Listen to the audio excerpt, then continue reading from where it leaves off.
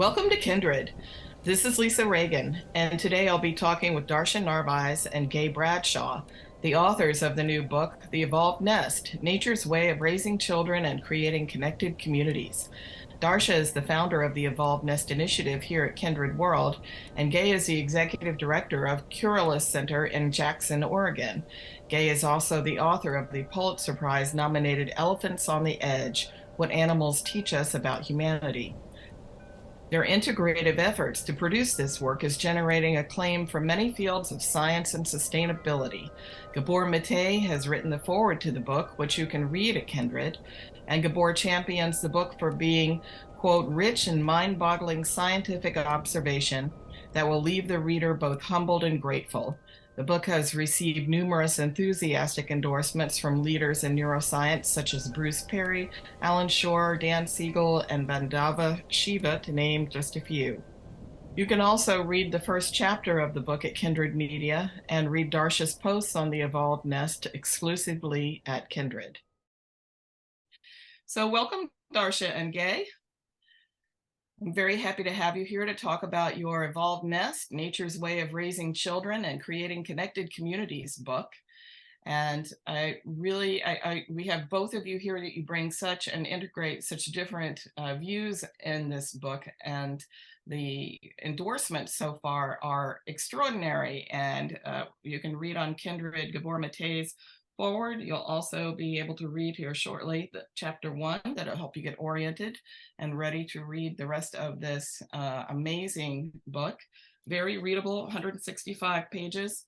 And the titles for the 10 chapters are so extraordinarily brilliant and insightful we're just right away brought into the world of our animal kinfolk. And I can feel your language and approach healing that, as you say, our mythology, our colonizer mythology, that we are apart from nature, and instead restoring that worldview of we are a part of nature. So maybe we should just help everyone understand the nestedness piece first. What are we talking about? What are we sharing with our animal families in this nestedness? The evolved nest that we talk about here is the developmental nest. I'm actually writing on broadening the idea of nestedness, but this is the developmental nest that all animals provide their young. We share many similarities with most animals on what those characteristics are. And they've been around for tens of millions of years, perhaps hundreds of millions, depending on who you're looking at, which animal. And they provide for the well-being, psychological, physical, physiological, social well-being of the child, of the offspring. And they are set up by evolution to foster thriving. We don't survive and reproduce unless we thrive in between. So we have inherited from evolution all sorts of things beyond genes, and one of those things is the evolved nest. Now, the characteristics there that my lab has identified, looking at all of the ethnographies across the world of nomadic foragers that anthropologists have observed and documented, and are linked to thriving in every case that we've documented. The characteristics they include soothing perinatal experiences, so soothing gestation, pregnancy, and birth, and post-birth, so no separation of mom and baby, no painful procedures, no distress imposed on the child, no circumcision, for example. And then affectionate touch and welcoming social climate by multiple caregivers, not just mom. And for our species, it's a community of caregivers, of carers, and they are providing extensive affectionate touch, pretty 24/7 for a baby. And they provide breastfeeding, not just mom, always. Breastfeeding for several years, and all these things are linked to health and well-being for the long term, for the lifespan. And then there's play. So self-directed play, babies are ready to play from in the first weeks of life. They're ready to have teasing back and forth with the caregiver. And that's ideally with multiple age playmates in the natural world. So they build a nature connection from that nature immersion, and the holistic nest includes the natural world providing for us, the sunshine, the plants and animals, the winds, everything is part of the nest. And then finally, also the ability to heal.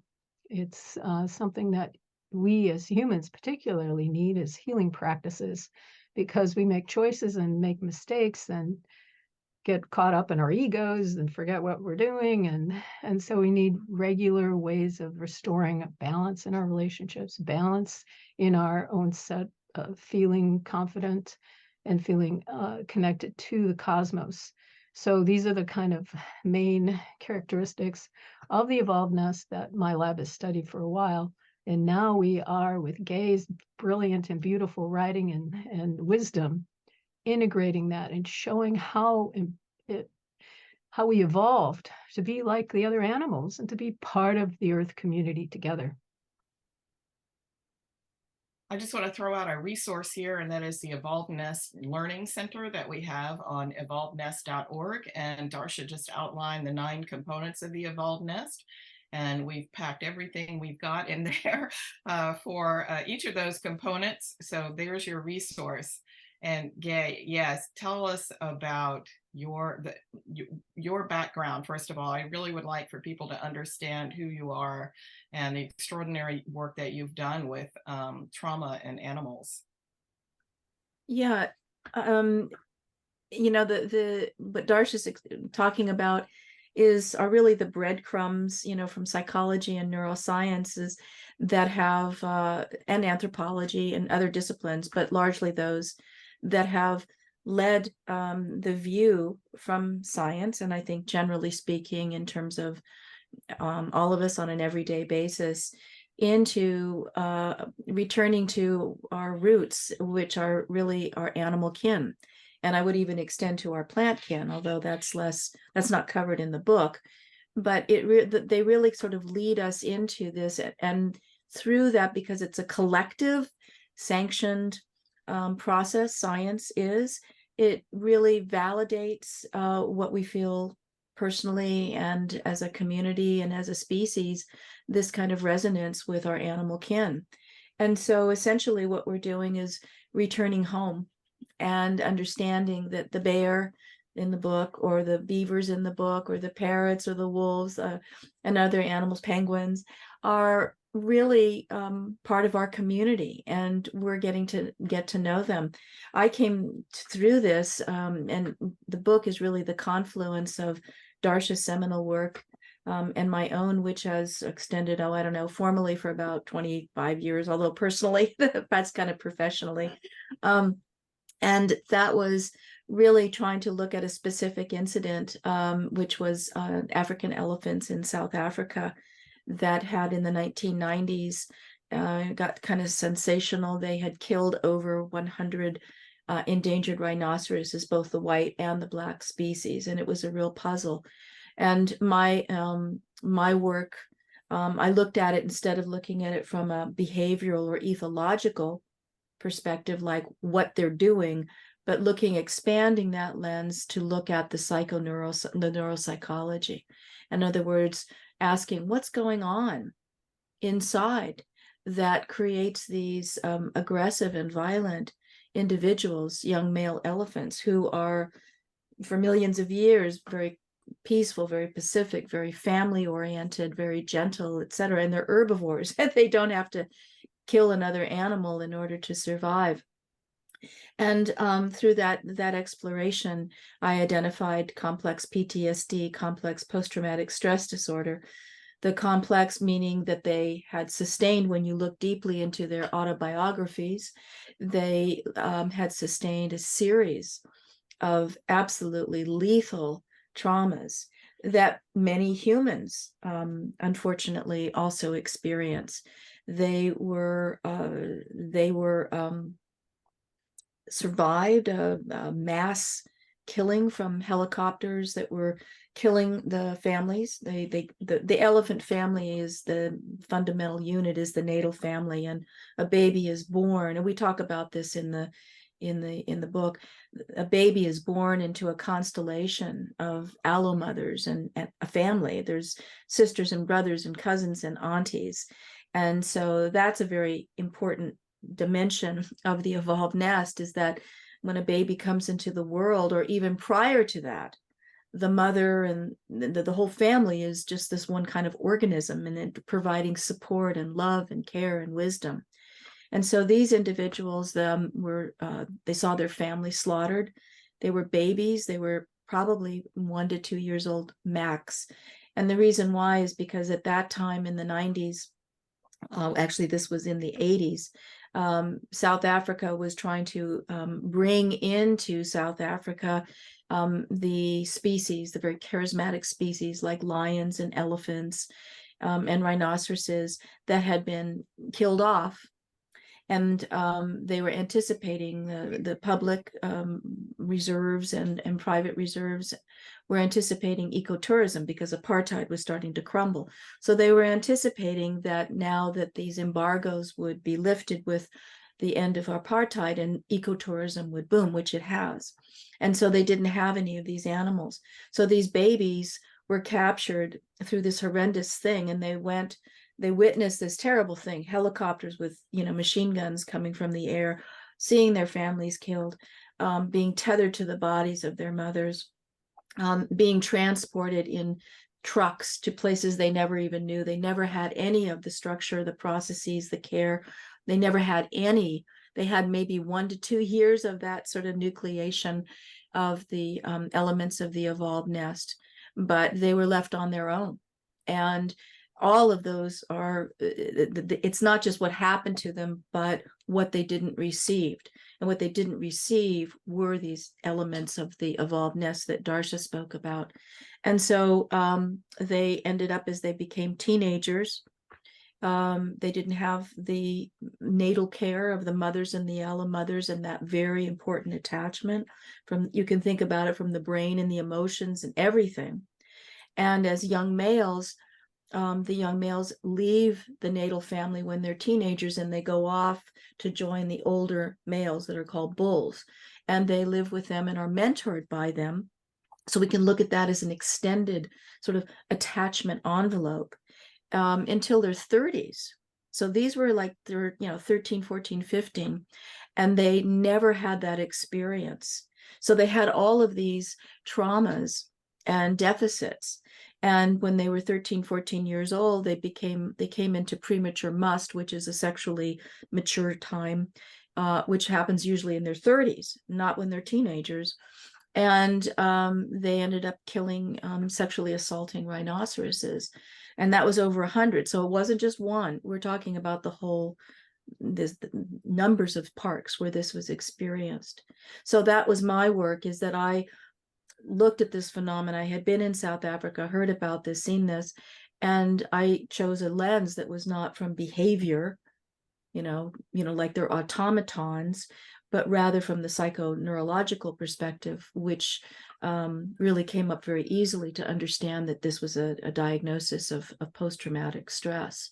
And that's how I formally, professionally, came into the subject. And subsequent to that, I kind of applied that same lens to look at biomedical survivors, chimpanzees that have been used in animal testing and things like that, and also orangutans, individuals, orangutans, orcas, who have been subjected, the same thing, they're taken from their families violently and stuck in zoos and aquaria. And then most all develop these symptoms of severe trauma, which is essentially what the outcome is of deficits from not having the evolved nest. Darcia, you have done work showing that human males, I just want to take what you just said, Gay, about the young males not getting their needs met, being taken out of, they didn't get their nestedness. And then when the hormones hit this starved brain, all of this dysfunction manifested. And Darcia, you've shown that with boys, human boys. That's one of our most popular articles on Kindred. I'll put that below wherever this interview is. Human boys. That's Allan Schore's work. I That's was Allan just Schore's. summarizing. Yeah. So he has an article, I think from 2017, called All Our Sons, and goes through meticulously the differences between young male and young female human brains, and how male brains are just less resilient because they don't have the two X chromosomes if there's some deficiency to replace the deficient chromosome or whatever. And they also mature more slowly. So they actually need more of the nest, and they need it for longer. But we tend in the capitalistic patriarchal world to give them less of that because you want to toughen them up, right, to be a man, and all the crazy notions of toxic masculinity that are running around. And Yeah. those are the individuals, correct, Darcia, that are conscripted to go to war. Yes, it's so easy. So the brain, when it's not properly developed, is going to end up with using a pre-human capacities that are innate, which are about territoriality and domination. Those are primate aspects that our human evolution shifted away from being more like chimpanzees to being much more cooperative and pro-social and mind reading and things that the chimpanzees don't do. And so those abilities to get along with others, which takes a lot of nonverbal, back and forth. The babies don't develop language for a couple of years because they have to develop all this wisdom about how to stop and start conversations, how to recognize, human kind of interactions and what they mean. And when you're not nested, you don't get that development. And there's layers and layers of social development things that we don't really understand, but sensitive periods come and go. The evolved nest is there to buffer whatever that developmental course is for that youngster, so that even if there are things that go wrong, the evolved nest kind of buffers, genes that are, not the best genes or alleles. And so it offers a way to foster our compassionate human nature, which is what we see among nomadic foragers who provide the evolved nest throughout the lifespan. So our dominant society cultivates I, the individual, and the evolved nest cultivates us. So sense of self is an us or a we, and as opposed to the dominant society, which is a sense of self is a singular I. Yeah, so when you kind of break the continuum of support, and this is Jean Liedloff's term that we talk about her in the first chapter. She's marvelous, right? Wrote the continuum concept, an accidental anthropologist of sorts. But when you break that continuum of constant feeling loved and securely attached and with the caregivers or carers, when you break that, especially over and over, and in the extreme hours of physical isolation, for example, of a baby, or leaving them in distressed crying on purpose, because you're sleep training them, you're breaking their sense of deep trust in the world. And forever after, they've got this kind of hole in their heart. They don't have words for it because it's during the nonverbal period usually that this happens. And the trajectory for well-being or for a good life gets twisted. And so you end up later with problems of various mental illnesses or suicidality or anxiety, depression, just the inability to get along with others because you didn't develop all those little micro skills, the know-how for what I call relational consciousness. So this book has been lauded as being full of encyclopedic knowledge by people like Bruce Perry and Dan Siegel and Gabor Mate, Vandava Shiva. You all, there are 55, I think we have up on the Evolved Nest site. Just really extraordinary endorsements for what this book does, which is restoring our baselines.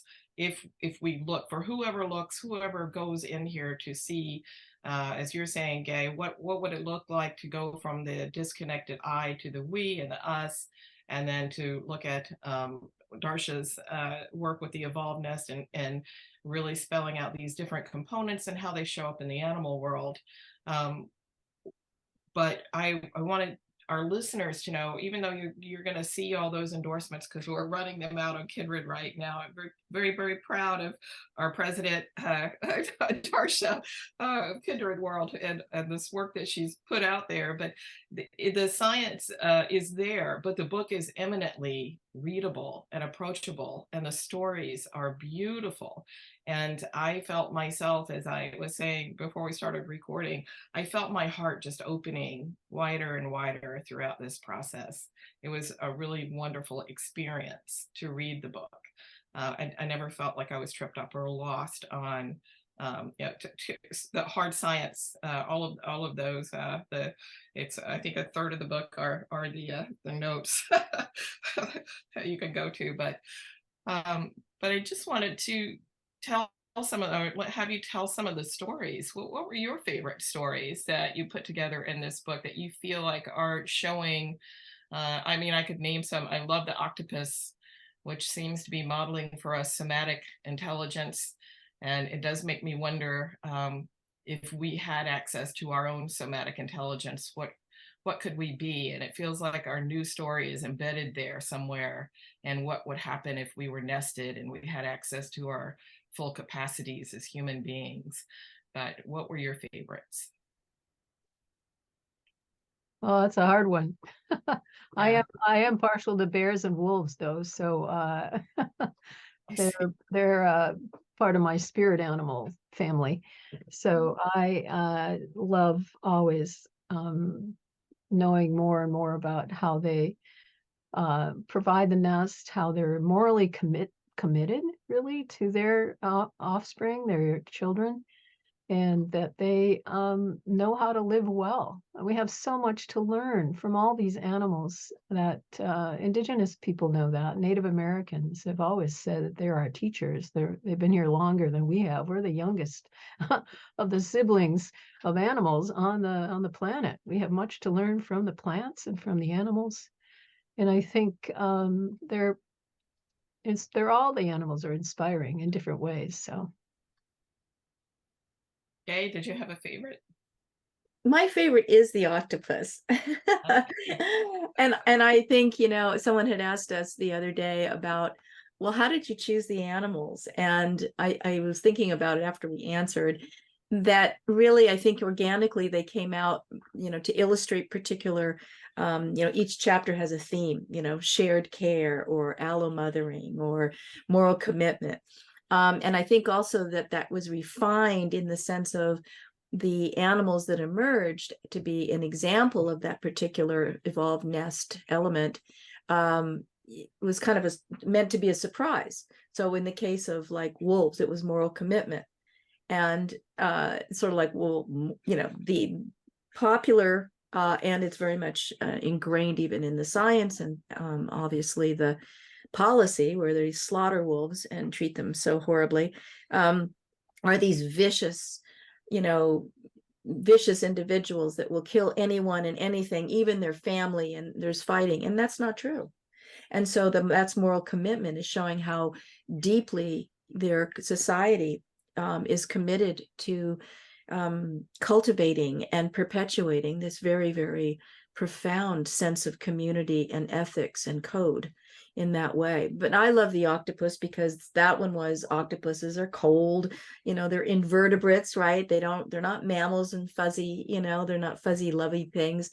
And that they have, like the Cambridge Declaration of Consciousness that you had mentioned earlier when we were talking, is a 2-page document that came out in 2012 with eminent neuroscientist and then physicist Stephen Hawking at Cambridge, saying that all animals, including invertebrates such as the octopus, have what we have in terms of their brain and their capacities that our brains give them. And so the octopus chapter theme is emotional intelligence and social intelligence, meaning this very refined capacity to connect and to discern emotions, not only themselves, but also in terms of other beings. And so that also was exciting for me, because there, even people who are hardcore, octopus scientists and advocates for the octopus are still debating and trying to figure out or demonstrate whether octopuses feel pain. Like if you cut the arm off of an octopus, does he feel pain? I mean, this is like so primitive. I can't even tell you. It's just disgusting. And now they're using octopuses based on the fact of their understanding of this particular thing called RNA editing, which is related to their notion of adaptability and why they're so quote unquote intelligent. They're using them now as the new lab rat. I mean, breeding millions of them and subjecting them to torture. And so the octopus chapter was fun because it basically pulled all the science together that's already out there to really demonstrate, of course they feel pain. Of course they're emotionally intelligent. Of course they're socially intelligent. So that was really fun. And I think that's kind of a message that's running through the Evolved Nest is we just aren't that different in the sense of we have the same stuff up here, and the way we function even in our bodies is pretty much the damn same. It's just a variation on the theme across species.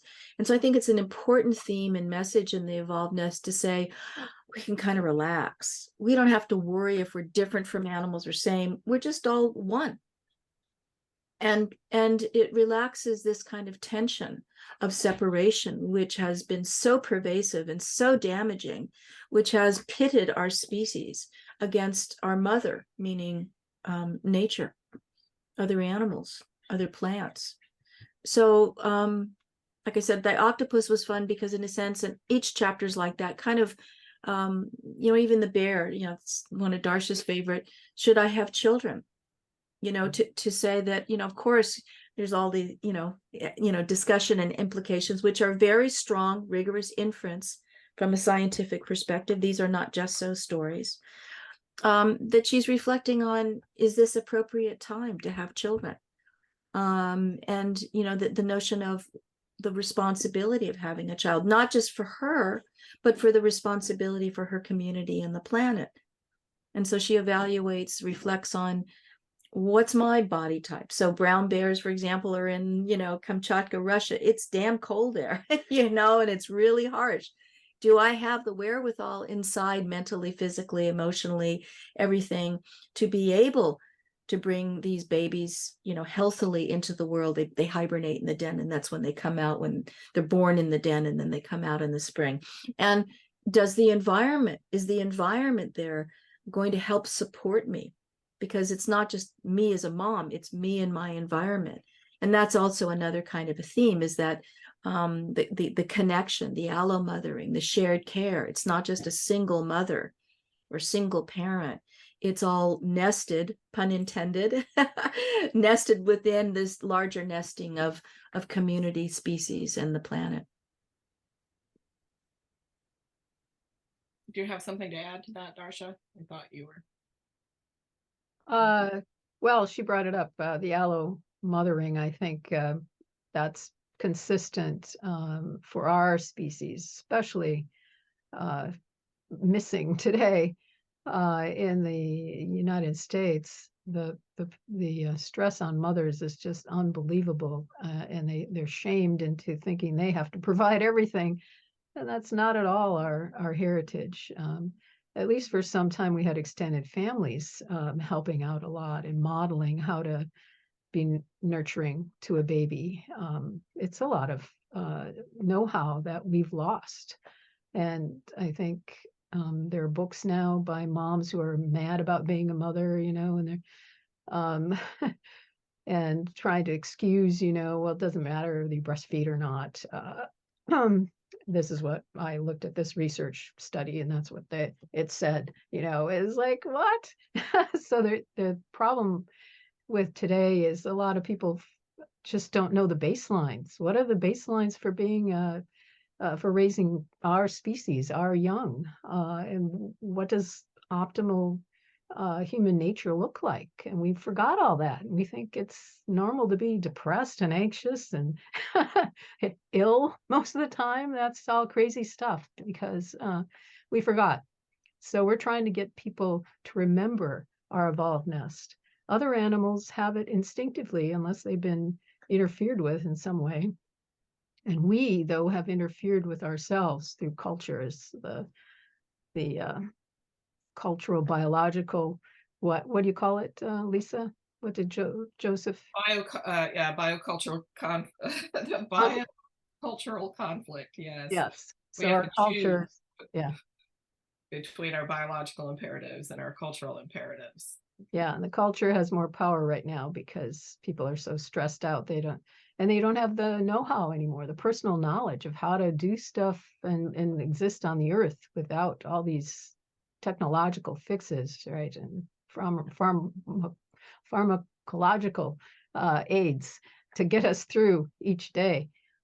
Anyway, so we're trying to get people back to realizing that we are members of the earth community and we can do this together. And the animals are here to teach us, and we're here to support them and help their flourishing as well as our own.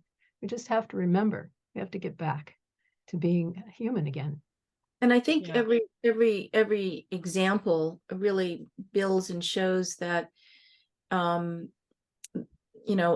baby, a child, whoever the species is not the ownership of the parent or the mother. It's really a community commitment, and that the parent is committed to the community and the planet.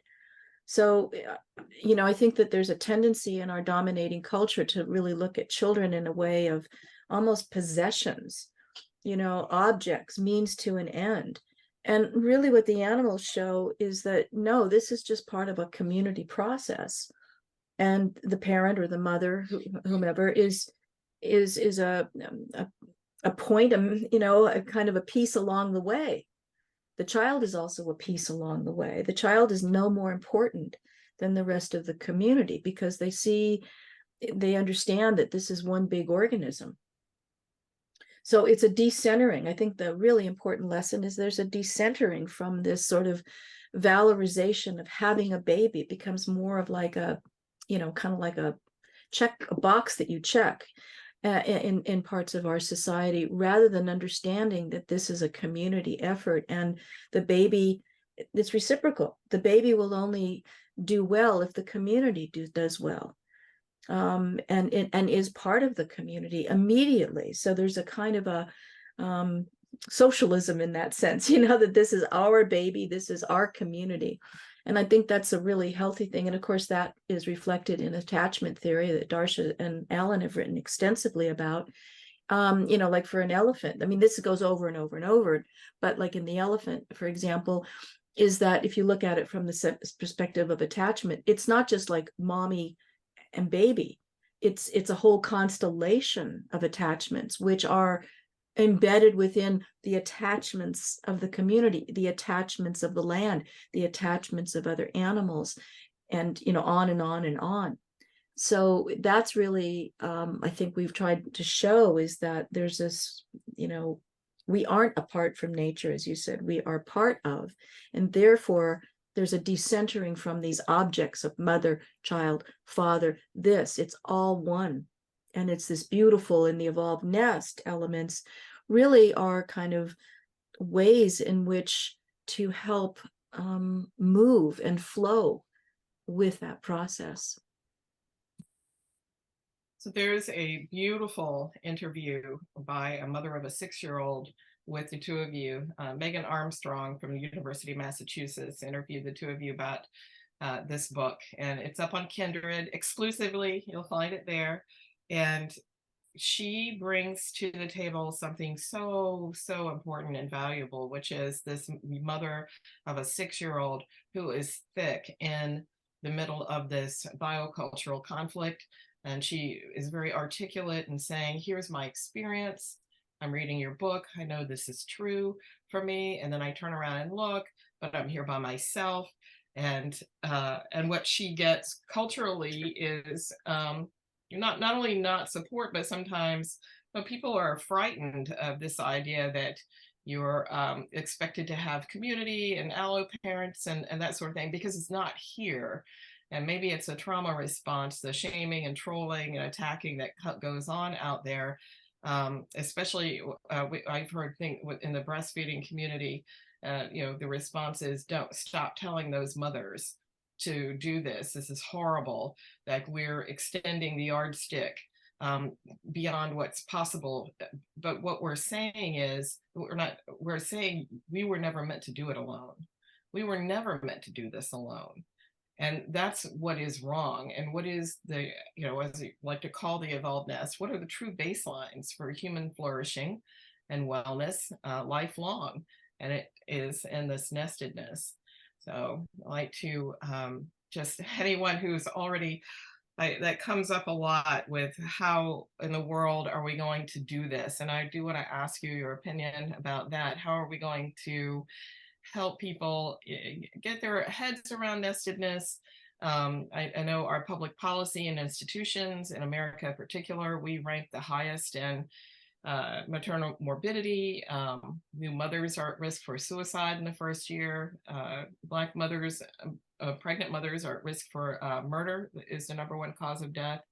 And then the numbers that we have on the Evolved Nest site about the state of the United States right now with our population is so very sick. So I hate to go down the road of the Debbie Downer and saying all the truth and the statistics about what does unnestedness look like in this country right now, but it's very serious. And we don't have in our cultural imperative and in our colonized brain answers for these things, because the worldview doesn't provide that. We talk on Kindred about the hamster wheel activism. If you're an activist and you haven't taken time to look at like Darcia's work and Four Arrows' work on worldview and worldview shifting and what does that look like, then you can really wear yourself out inside of this colonized mind, fighting the good fight, but not really getting anywhere. So where does this book lead us in recognizing the gap and the unnestedness that we have right now?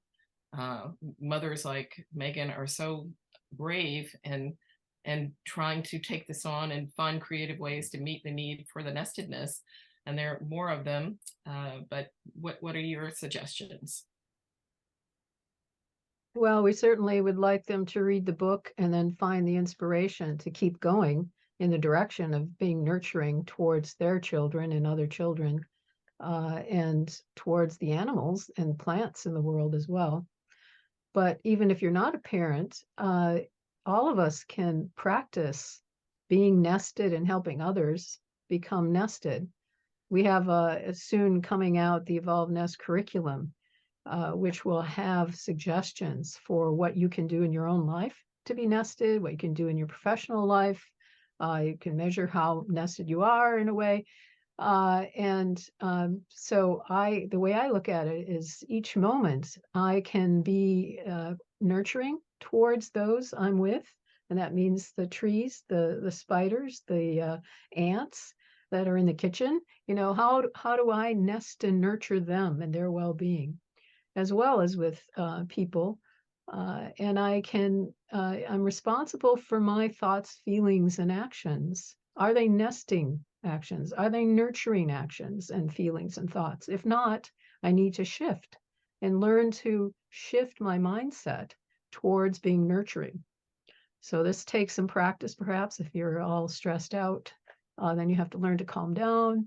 You have to learn to build a sense of connection to others, just saying hello to strangers, talking to the attendant in the store or wherever they are, and asking how they're doing. All those things are trying to knit back together a sense of community.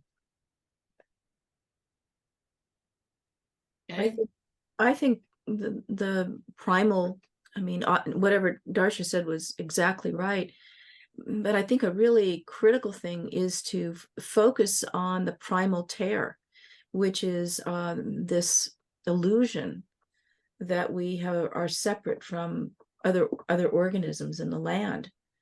And I think that it's, if you can work on through what Darcia's saying, is understanding through, what we teach is mindfulness and nature consciousness. In other words, to dissolve this conditioning, which has been developing over 10,000 years, it's a toughie. But to dissolve that into, say, I'm just the same as that tree out there. The tree may look different than me, may have a different way of kind of living, but we're basically functioning the same, and we basically have the same intelligence, and we have the same kind of emotions, etc. The difference between us and other animals is not our brains, and I would say even of trees, it's how we use them. And so, as Darcia's describing, how do we use what our inner wisdom and intelligence, and how do we use that? And to really work on dissolving the ego, which of course is very difficult, because that's what our culture, drills into us. You will not survive unless you compete. You will not survive unless you do this and this, and all of those things are alienating, and they're wounds that are internalized, and they're wounds that are externalized, with the violence against the land, with the violence against each other. So to me, I think the most important thing is really working on, through meditation, through mindfulness, through practices, through community, to dissolve this illusion of separation and difference. So I like to say that we confuse difference and diversity. So diversity is in the sense of a tree, a plant, a cat, a dog, a penguin, a kangaroo, a human, this and that and that. That's diversity with a common root, as opposed to I am not a penguin. I am not that oak tree. That's difference. And those differences are basically like swords. They cut, they cut, they cut, and they're very wounding in that way.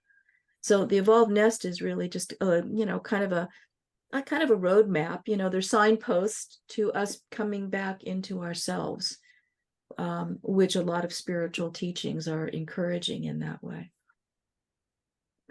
And I think to also, I would say, through that process, is to not put ourselves ahead of the tree, not put ourselves ahead of an animal. What can we do and not do in our lives that will help support the agency and the thriving of other beings? Back to a sense of oneness. Yep, exactly.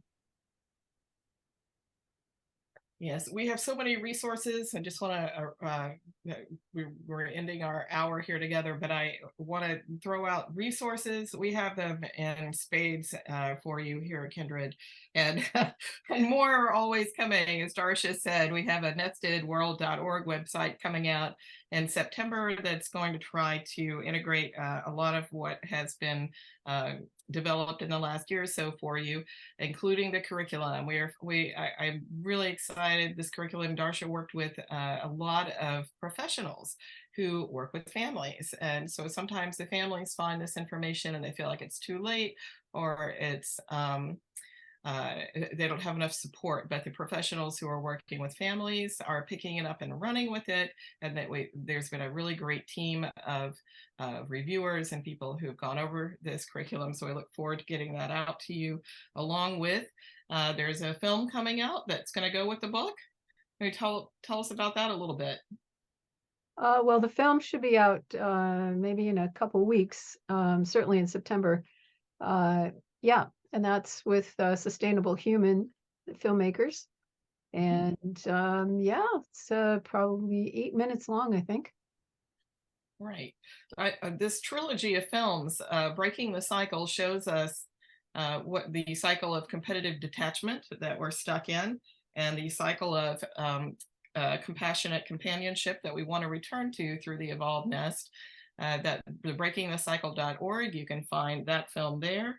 The Reimagining Humanity film is up on reimagininghumanity.org, and another beautiful exercise, a 12-minute long film to take us through it. I know some of us have a hard time imagining, what does this look like to be whole and healthy and thriving? What would that appear to us as individuals, and how would that appear culturally? So this is a beautiful meditation Darcia's created with the Reimagining Humanity film. And then this third in the trilogy, The Evolved Nest, is coming out to help us dive deeper into the book, and will have its own resources to go with it as well. So yeah, and then you can join us once a month at least for live calls. So thank you both very much. Gay, where can people find you?